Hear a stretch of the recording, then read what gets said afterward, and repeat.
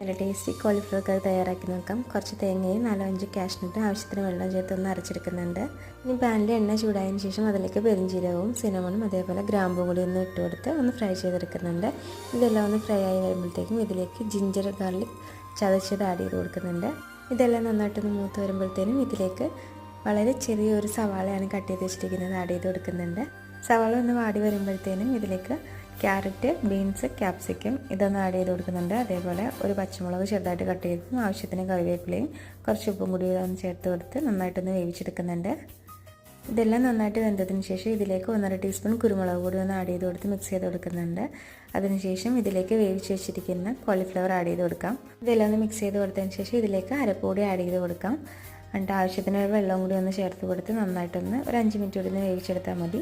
എന്നിട്ട് അവസാനമായിട്ട് ഇതിലേക്ക് കുറച്ച് മല്ലിയില കൂടി ഒന്ന് ആഡ് ചെയ്ത് കൊടുക്കുന്നുണ്ട്. ട്രൈ ചെയ്ത് നോക്കുക. നല്ല ടേസ്റ്റി റെസിപ്പിയാണ്. താങ്ക്